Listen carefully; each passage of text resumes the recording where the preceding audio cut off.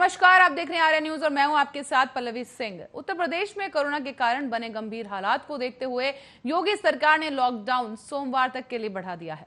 अभी तक गुरुवार सुबह 7 बजे तक के लिए ही बंद की घोषणा की गई थी, पर गंभीर स्थिति को मद्देनजर रखते हुए लॉकडाउन बढ़ा दिया गया है और अब 10 मई तक यानी सोमवार सुबह 7 बजे तक पूरे प्रदेश में लॉकडाउन लागू रहेगा। पहले गुरुवार यानी 6 मई सुबह 7 बजे तक के लिए पाबंदी लगाई गई थी, लेकिन अब इसे सोमवार सुबह तक के लिए लागू करने का फैसला ले लिया गया है। आपको बता दें, सरकार का कहना है कि लॉकडाउन के दौरान मिली छूट सशर्त जारी रहेगी और दरअसल यूपी में कोरोना का आंकड़ा लगातार रोज नए रिकॉर्ड तोड़ रहा है और इसी के साथ ही पंचायत चुनाव के बाद यूपी के हर गांव में संक्रमण का खतरा मंडरा रहा है, जिसके चलते सरकार ने लॉकडाउन को बढ़ाने का फैसला किया है।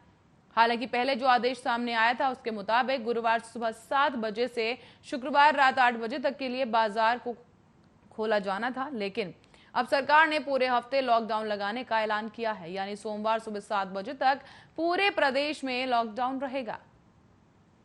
साथ ही आपको बता दें, जिस तरीके से त्रिस्तरीय पंचायत चुनाव को लेकर जो है प्रचार किए गए थे और इसी के साथ ही जब चुनाव हुए, मतगणना की गई और इसके बाद अब जाकर सीएम योगी सरकार की तरफ से ये लॉकडाउन का फैसला लिया गया है और इसी के साथ ही जो गांव है वहां पर सुरक्षाओं को सुरक्षित करने के लिए और सभी लोग कोरोना मुक्त रहें या कोरोना पर नियंत्रण रखने के लिए सीएम योगी सरकार की तरफ से सभी गांवों में जाकर मरीजों का टेस्ट करने का भी आदेश दे दिया गया है, ताकि कोरोना संक्रमण पर लगाम लगाई जा सके। और इसी बीच जो लॉकडाउन का फैसला है उसे भी योगी सरकार ने ले लिया है और आपको बता दें कि इस लॉकडाउन की अवधि को और आगे तक के लिए बढ़ा दिया गया है, यानी अब सोमवार तक के लिए उत्तर प्रदेश में लॉकडाउन रहेगा। हालांकि जो प्रतिबंध लगाए गए थे वो पहले की तरह ही लागू रहेंगे, जरूरी सुविधाओं को छूट दी गई है, लेकिन इसके बावजूद जो है अब कड़ा पहरा उत्तर प्रदेश की सड़कों पर देखने को मिल सकता है और इसी के साथ ही प्रशासन को भी सख्त हिदायत दी गई है और योगी सरकार की तरफ से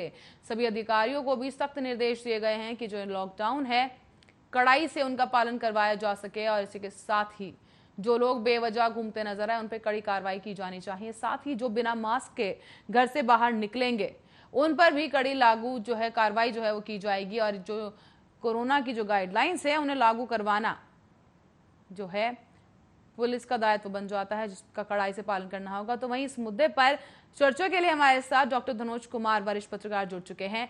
डॉक्टर धनोज, बहुत बहुत स्वागत है आर्या न्यूज पर आपका। बहुत बहुत धन्यवाद। डॉक्टर धनोज, जो है प्रचार हो गया, चुनाव हो गए, रिजल्ट भी आ गया, अब जाके लॉकडाउन की अवधि बढ़ाई जा रही है और सीएम योगी की तरफ से गांव का रुख किया जा रहा है ताकि गांव के जो लोग हैं उन्हें कोरोना मुक्त रखा जा सके। किस तरीके से देखते हैं इस लॉकडाउन के फैसले को आप? पल्लवी, बहुत बहुत शुक्रिया। क्योंकि ये बहुत ही सेंसिटिव मामला है कि जान माल का सरकार को उसके प्रति तो उत्तरदायित्व होता है। तो 2 लाइन से शुरुआत करता हूँ। क्यों डरते हो जीवन के मिलने वाले मुसीबत से, क्यों डरते हो जीवन के मिलने वाले मुसीबत से, आंख मिलाना सीखो भीषण तबाही की हकीकत से। मैं ये बातें इसलिए कहा क्योंकि आज से ये कोरोना नहीं है। कोरोना अपना जो है सालगिरह भी मना चुका हमारे भारत में और इस सालगिरह के उपलक्ष्य में जितने भी सरकार हैं, मैं पूरे भारत की सरकार की बात कर रहा हूँ, उन सबों ने इतना भी नहीं सोचा होगा कि कोरोना जिस तरह से तबाही मचा रही और ज्यादा होगा। अगर ऐसा सोचते सरकारें सोच लेती, चाहे उत्तर प्रदेश की सरकारें हो, चाहे दिल्ली की हो, चाहे केंद्र की सरकार हो, चाहे महाराष्ट्र की हो, गुजरात की हो, कहीं की भी सरकारें अगर ये सोच लेती, 1 साल में कोरोना से बचने के लिए बहुत कुछ किया जा सकता है। क्योंकि हमारे देश में जो डॉक्टर वगैरह है वो डीएनए पे पढ़ाई कर रखा है। हमारे देश को लेके समझना पड़ेगा कोरोना को लेके, क्योंकि डीएनए और ये कोरोना जो है वो आरएनए से रिलेटेड है। तो 1 साल में कोई ऐसा भी डॉक्टरों को लेकर इतना भी आईसीएमआर सचेत नहीं रहा, केंद्र सरकार सचेत नहीं रहा और जो स्टेट गवर्नमेंट वो भी सचेत नहीं रहा कि अपने डॉक्टरों को कम से कम डीएनए के बजाय आरएनए पे भी कुछ पढ़ाई लिखाई या कुछ सोर्स गूगल के द्वारा या मान लीजिए कई ऐसे तकनीकी आजकल ऑनलाइन उसकी जानकारी या उसका कोई वेब सेमिनार करके डॉक्टरों को बताया जाए या डॉक्टरों से आग्रह किया जाए कि कोरोना जो है वो आरएनए के लिए ज्यादा, वो आरएनए से रिलेटेड है, उस पर जो फोकस करके तैयार किया जाए। देखिए, वैक्सीनेशन भी बनाया गया, लेकिन वैक्सीनेशन को भी लेकर जो आबादी है, बार बार हमारे देश के प्रधानमंत्री मोदी जी कहा करते थे अपने भाषणों में 25 करोड़, तो अब तो 135 करोड़ का आंकड़ा है। अगर ये अभी की जनगणना आ जाएगी तो मेरे ख्याल से शायद वो ज्यादा न भी हो जाए। तो चूंकि काफी दिनों से हमारे देश की जनगणना नहीं आई रिपोर्ट, लेकिन फिर भी मैं 135 का आंकड़ा लेके चलूं या प्रधानमंत्री का ही 125 करोड़ का आंकड़ा लेके चलूं, उस हिसाब से जो वैक्सीनेशन की जो तैयारी होनी चाहिए थी प्रधानमंत्री महोदय को अपने तमाम राज्यों के मुख्यमंत्री के साथ मिलकर, उनमें भी उन्होंने मतलब नहीं कर पाए। और आंकड़े के अनुसार आपके भी पास रिपोर्ट होगा कि कितना करोड़ लोगों को वैक्सीनेशन लगा। लेकिन अभी जो हालात है उत्तर प्रदेश का, खासतौर पर उत्तर प्रदेश के ओजस्वी मुख्यमंत्री खुद कोरोना से फाइट लड़कर बाहर आए हैं। वो एक अच्छे साधु संत हैं, पॉलिटिशियन है, क्योंकि वो कई बार लोकसभा में रहा, उसके बाद वो मुख्यमंत्री बने। आज 4 साल से ज्यादा हो गया उनको। कहने का मतलब मेरा ये है कि इस टाइम वो भली भांति जान सकते हैं माननीय योगी आदित्यनाथ जी कि कोरोना से किस तरह निपटना है, कोरोना होने पर कितनी तकलीफें झेलनी पड़ती है। बिना वारंट के लोग जैसे जेल में चले जाते हैं ना, कोरोना होने पर वैसे ही आइसोलेट हो जाते हैं, परिवार के लोग भी नहीं मिलता। कैदी को तो चलो कम से कम सप्ताह में 2 बार मिलने चले भी जाते परिवार के लोग, लेकिन जैसे कोरोना का पल्लवी सुनता है कि किसी के पिता को, भाई बहन को अगर कोरोना हो गया तो ऐसी नफरत हो जाती। नफरत मीन्स इतना दूरियां बन जाती है, एक डर, एक भय। ये चीज ही ऐसी है ना कि अगर आप जाएंगे तो आपको भी हो सकता है, इस तरह की जो वायरस ही ऐसा है। लेकिन इसके साथ ही बताना चाहूंगी उत्तर प्रदेश जो है चौथा ऐसा राज्य बन चुका है जहां पर कोरोना के सबसे ज्यादा मामले हैं। आज ही की अगर मैं बात करूं तो करीब 13,68,183 जो है मामले बढ़ चुके हैं कोरोना संक्रमित मरीजों के उत्तर प्रदेश में। क्या लगता है कहाँ चूक रही सरकार से? तो चूक हुई ना, मैं वही तो कह रहा हूं। मैं आपके चैनल के माध्यम से सरकार को फ्री में एक सलाह दे रहे हैं कि उत्तर प्रदेश को बनाने वाले जितने भी बुजुर्ग नौजवान हैं, बुद्धिजीवी वर्ग के लोग हैं, ऐसे लोगों को कहते हैं ना कि जब मुसीबत ज्यादा है तो परिवार के लोग मिलकर मुसीबत का सामना करते हैं। तो उत्तर प्रदेश की सरकार को मैं आपके आर्या न्यूज चैनल के मार्फत से एक बहुत ही अच्छे सजेशन देने की कोशिश कर रहा हूँ कि जितने भी बुजुर्ग लोग हैं, जैसे रिटायर्ड जज, IAS, IPS, सेना के लोग, रिटायर्ड समाज सेवी जो समाज में अपना योगदान दे रहे हैं, जो बड़े बड़े NGO जो बिल्कुल निष्पक्ष होकर समाज के लिए, मानवता के लिए काम कर रहे हैं, ऐसे लोगों को पहल करके एक कमेटी बनाना चाहिए जिसमें सरकार और सिविलियन के भागीदारी को लेकर जो उत्तर प्रदेश की जनता का। पर धनोज जी, एक सवाल ये भी खड़ा होता है कि क्या चूक या कमी जो है कानून में है, प्रतिबंध में है, या उस प्रतिबंध को लागू करने में है? क्योंकि प्रतिबंध तो योगी सरकार की तरफ से भी काफी अच्छे लगाए गए हैं, कड़े प्रतिबंध लगाए गए हैं, लेकिन सड़कों पर क्या पालन हो पा रहा है? अगर पुलिस प्रशासन की ही बात की जाए तो क्या वो पुलिस जो है लागू करवा पा रही है? लोग समझ पा रहे हैं इस चीज को? देखिए पल्लवी, आप जो सवाल पूछ रही है ना जी, अगर इतने ही पूर्ण होते तो पूर्ण लॉकडाउन लगा के देख चुके केंद्र सरकार ने 6 महीने। पूर्ण लॉकडाउन के बावजूद भी आप जो हमसे ये सवाल कर रही हैं, इस सवाल के साथ मैं बेईमानी करूंगा। क्या पूर्ण लॉकडाउन कर लिया? नहीं किया ना। अभी जो लॉकडाउन इसमें एग्जाम्पशन है, बहुत एग्जाम्पशन है, और लॉकडाउन का आदेश तो दे दिया उत्तर प्रदेश सरकार, लेकिन कराई नहीं है, ढिलाई है। क्योंकि पूरे उत्तर प्रदेश का रूपरेखा अगर आप देखेंगे तो उसमें ढिलाई है, जिस ढिलाई का नतीजा कोरोना। देखिए, कोरोना जांच के बाद पता चलता है कि कोरोना किसको है, और लोग आने जाने वाले, मान लीजिए अब जाके उन्होंने कहा कि उत्तर प्रदेश की बसें जो है परिवहन निगम की, वो बाहर के देश राज्यों में नहीं जाएगा। क्या पहले आप इस चीज को नहीं कर सकते थे? शासन के लोग हैं, उनको आप पहले से ट्रेंड कर देते। डॉक्टर नहीं है, हॉस्पिटल में डॉक्टर नहीं मिल रहे हैं, कई खबरें, बड़ी खबरें आ रही है। खुद के मुख्यमंत्री जी का जो रहा है गिरिज जनपद, वहां के हॉस्पिटलों से भी बुरी खबरें आ रही है। तो मैं ये कहना चाहता हूं कि इस टाइम मैं क्रिटिसाइज नहीं कर रहा हूं, एक पत्रकार होने के नाते, एक देश के जवाबदेही नागरिक होने के नाते, क्योंकि इस भीषण महामारी से मैं भी आक्रोशित हूं, मैं भी डर होता है जब बाहर निकलता हूं, क्योंकि एक पत्रकार हूं, हमारा फर्ज है लोगों तक जाना, पूछना, खबर को लेना, सरकार की अच्छाई बुराई पर फोकस करना, खबर लिखना, बोलना, डिबेटों में बोलना। तो मैं ये चाहता, जो आपने मुझसे सवाल किया, उस सवाल के तहत जो उत्तर प्रदेश सरकार, क्योंकि देखिए खुद योगी आदित्यनाथ जी को कोरोना हुआ ना, किसी के संपर्क में तभी जब एक मुख्यमंत्री किसी के संपर्क में आकर, क्योंकि मुख्यमंत्री को सबसे ज्यादा फैसिलिटी मिलता किसी राज्य में, जब मुख्यमंत्री इतना फैसिलिटेड होने के बावजूद भी कोरोना पीड़ित हो सकते हैं, 14-15 दिन क्वारंटाइन हो सकते हैं।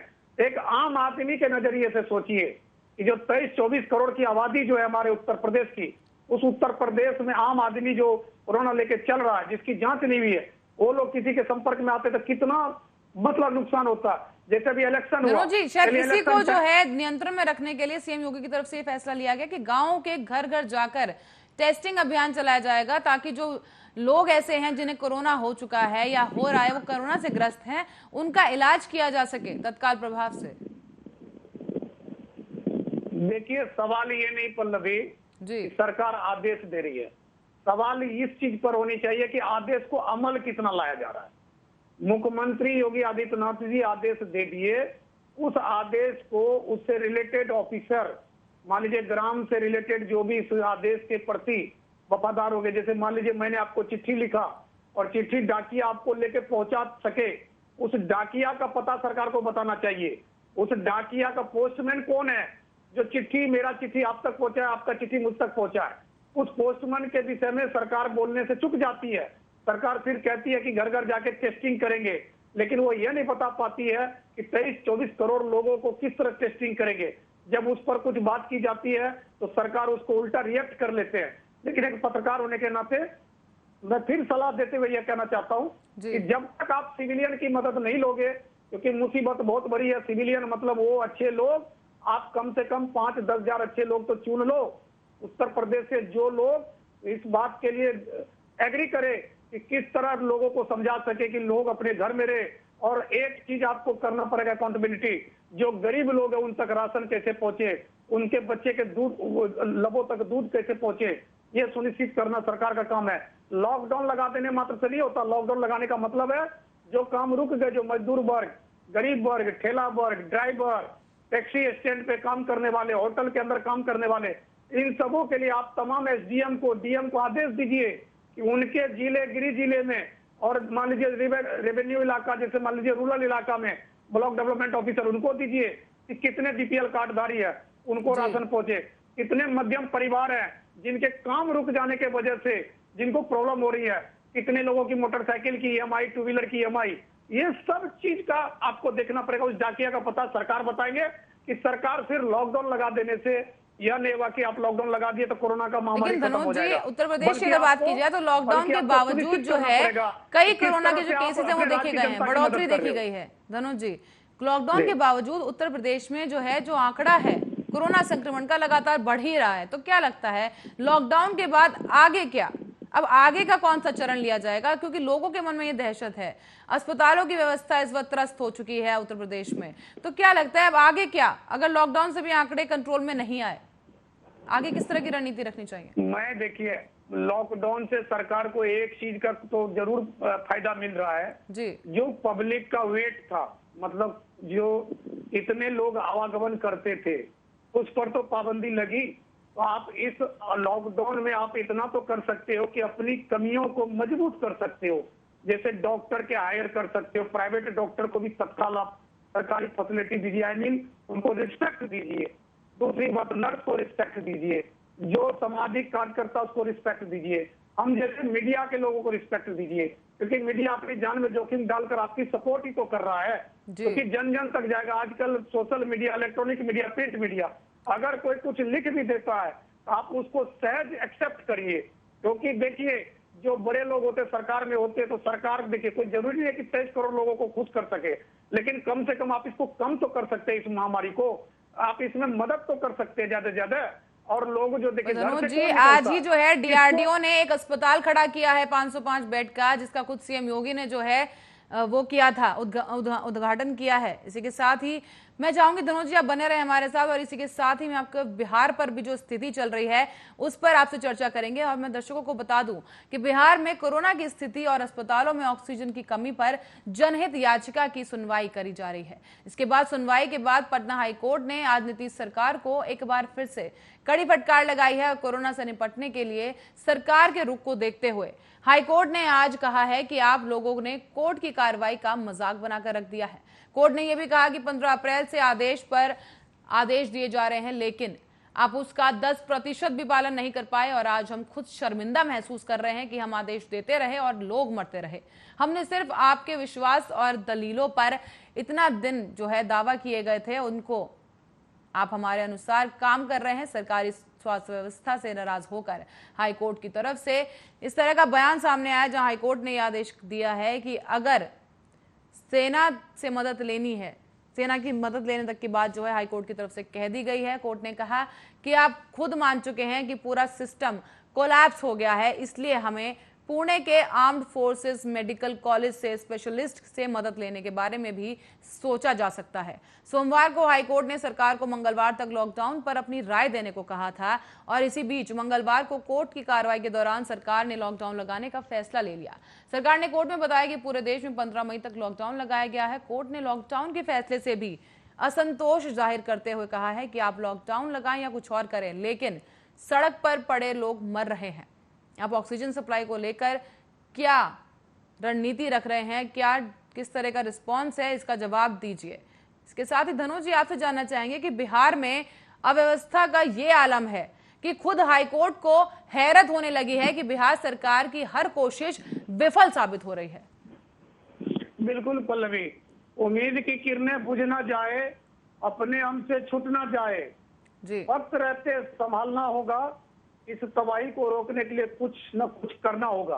हाई कोर्ट की जो एक चिंता है, देखिए पटना हाई कोर्ट ने बहुत ही बेबाकी से बिहार सरकार से कहा है कि लॉकडाउन लगा या कुछ और करे। उन्होंने देखिए कहने का मतलब बिहार सरकार को फुल पावर दे रखा है कि आप इस तबाही से निपटने के लिए, या मान लीजिए कोई भी व्यक्ति विशेष अगर कोई भी इसमें ट्रबल करता है तो आप उस पर भी एक्शन ले सकते हैं। हाई कोर्ट ने साफ कहा, लेकिन हाई कोर्ट ने यह भी चिंता जाहिर की है कि मेरे कहे के 10% भी आप लोग नहीं कर पाते हैं। तो हाई कोर्ट ने कहीं ना कहीं सरकार के प्रति चिंता जाहिर की है, क्योंकि जिस तरह से उनके जो महाधिवक्ता ने आखिरी एक वक्त मांगा है, देखिए कोर्ट में भी सरकार के नुमाइंदे, सरकार आखिरी एक मौका मांग रहे हैं।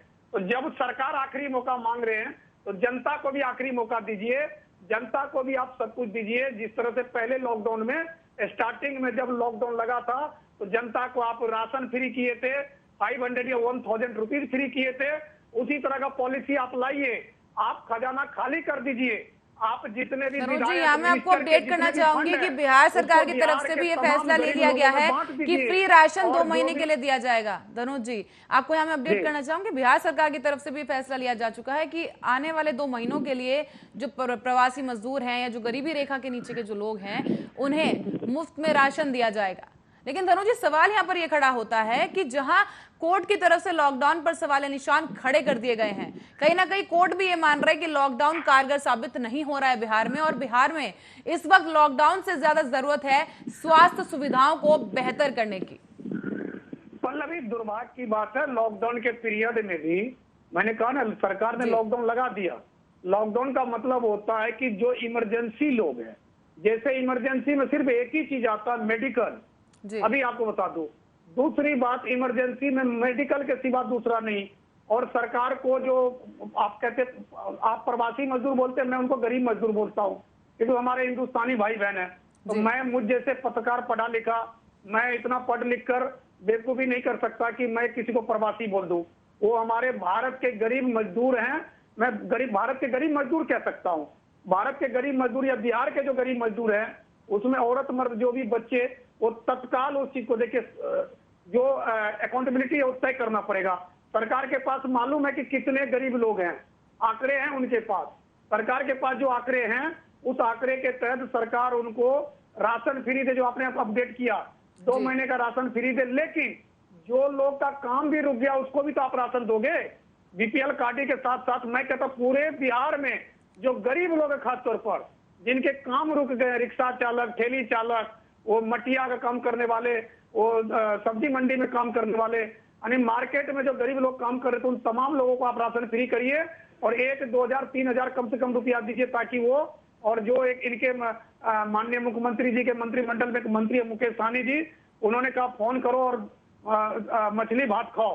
तो मैं चाहता हूं कि पूरे बिहार सरकार इस बात को आदेश करे तत्काल कि जितने भी जलकर है उनके मछलियों को बेचा न जाए, और मछली जो है, जो मछली खाने वाले लोग उसको फ्री मछली वितरित करे, क्योंकि मछली में प्रोटीन है, तो ये वितरित करे। और दूसरी बात, जो मदद है, मदद मतलब यह करके मदद न करे कि आप किसी पर एहसान करें, बल्कि यह मदद करे कि आप बिहार सरकार हो, गार्जियन और पूरा बिहार आपका है, जो अमीर आदमी, अमीर के पास तो पैसा है। ये जो परेशानी बिहार सरकार में देखने को मिल रही है कि ऑक्सीजन की किल्लत है, अस्पताल की जो व्यवस्थाएं हैं वो काफी खस्ता हो चुकी हैं, ये कब तक बेहतर हो पाएंगी? इन्हें बेहतर करने के लिए क्या कुछ किया जा सकता है? क्योंकि विपक्ष की तरफ से भी लगातार आरोप लगाए जा रहे हैं और जो ताजा आंकड़े सामने आ रहे हैं उसको देखते हुए भी बिहार में जो कोरोना पॉजिटिविटी रेट है वो अब तकरीबन 21% तक पहुंच चुका है। धनोज जी, बिल्कुल, देखिए ये तो है, खुद मैं पहले भी बोल रखा हूँ डिबेट में, माननीय मुख्यमंत्री नीतीश कुमार जी के बहुत प्यारे उनके जो चीफ सेक्रेटरी का भी देहांत हुआ कोरोना से।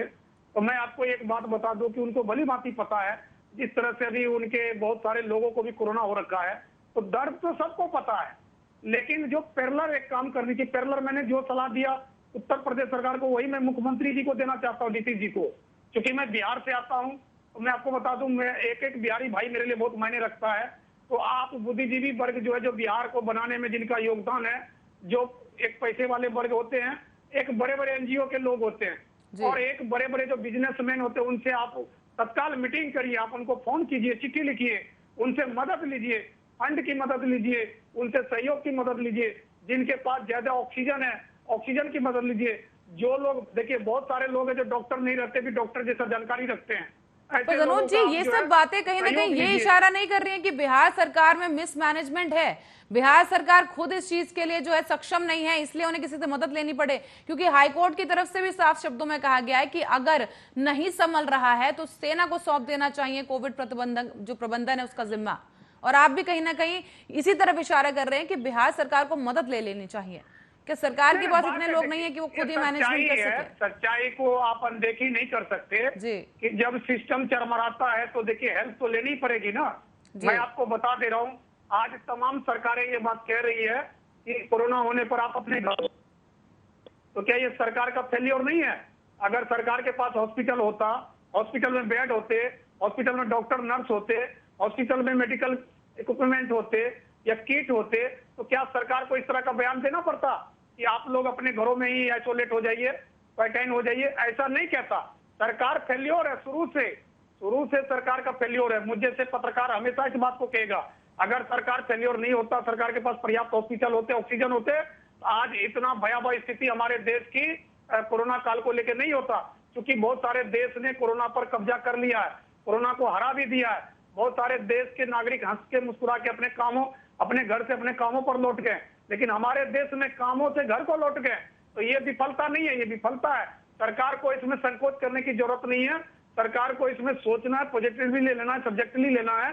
क्योंकि सरकार इस बात से ना देखे कि हम फेल्योर है, बल्कि वो मदद जहां से, मैंने क्या कहा, बहुत सारे ऐसे लोग हैं जो डॉक्टरी नजर रखते हैं, बहुत सारे वैद, बहुत सारे इंजीनियर जो आपको टेक्निकल घर बना के दे देगा जिसमें आप बेड लगा सकते हो। और बिहार जो वैसे घास फूस में वो काफी घर बनता है, वहां पर बिहार आप देखेंगे लार पुआर बोलते हैं, उन सबको इकट्ठा करके भी आप बना सकते हैं। हॉस्पिटल का मतलब बिल्डिंग नहीं होता, हॉस्पिटल का मतलब ये होता है कि कम से कम लोगों को शेल्टर मिल जाए, वहाँ पेशेंट को बेड मिल जाए या बिस्तर मिल जाए। बिल्कुल धनोज जी, और इसीलिए डीआरडीओ की टीम जो है वो भी बिल्कुल कोशिश कर रही है और ये पूरा मिशन लेकर चली है डीआरडीओ की टीम की पूरे देश भर में करीब 500 अस्पताल जो है सेटअप किए जाएंगे। और इसी दौरान, जैसे कि आपने खुद भी कहा कि आप बिहार से ही हैं धनोज जी, आप ही से जानना चाहूंगी कि कोर दिक्कत यानी कि मुख्य समस्या बिहार की इस वक्त क्या देखने को मिल रही है, जिस वजह से जो ये आंकड़े कोरोना संक्रमण के हैं वहां बढ़ते जा रहे हैं? और जिस हिसाब से आबादी है बिहार की, क्या लगता है जानकारी का अभाव भी एक कारण हो सकता है ये आंकड़े जो बढ़ रहे हैं उसके लिए?